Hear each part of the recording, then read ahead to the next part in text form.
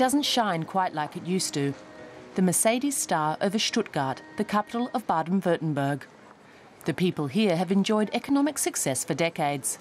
Voters put their trust in the traditional conservative parties, and for people living in the southwest, one thing was clear. Those who worked hard would soon own a house and a fancy car to boot.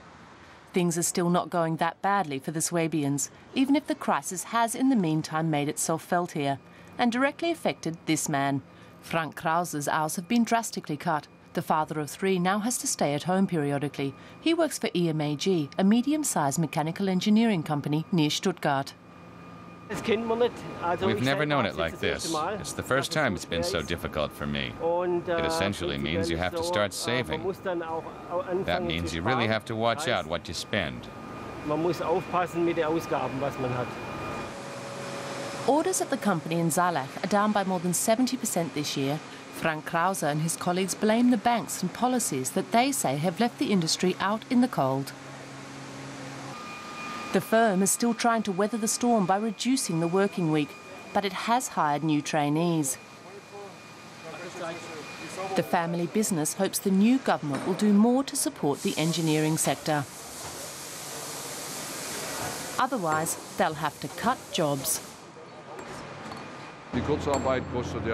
Having people on reduced hours costs money. It's a burden on the company, and we can only keep it up for a limited time.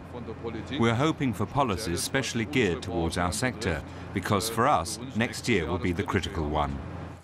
Hans-Peter Burghoff doesn't think measures to prop up the metalworking and engineering sector are the way out of the crisis. The economist knows that Baden-Württemberg is the state that the most workers are on reduced hours in Germany. He says the state government is partly to blame for this. The main focus has been on industry and technology, which is fine, but it meant that other sectors were overlooked.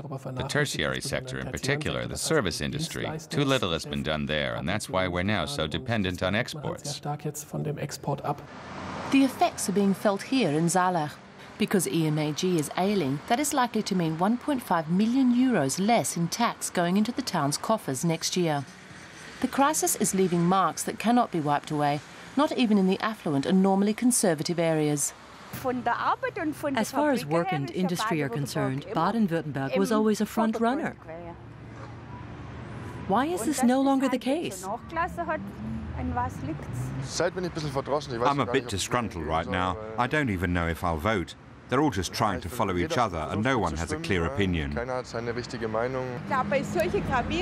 think when there are such serious economic problems, the Grand Coalition should be retained. It wouldn't work out with a smaller party. Look at the CDU and the FDP. They're poles apart even before the elections. So what's that all about? When the campaigning comes to Saarlach, it's a pretty lacklustre affair. The large parties have opted to avoid statements with any content. Only the mayor has words of praise for the welcome cash windfalls from Berlin and Stuttgart. We feel as though we're being well looked after. I can confirm that. We received 260,000 euros from the federal government as part of the stimulus package alone. Money that we're investing in the renovation of our school, the town hall, the community center, and the fire station. That means with 75% funding, we've been given considerable support. But enthusiasm for a coalition of conservatives and free Democrats is dwindling here in Baden-Württemberg. But this prosperous state is not about to vote for the left.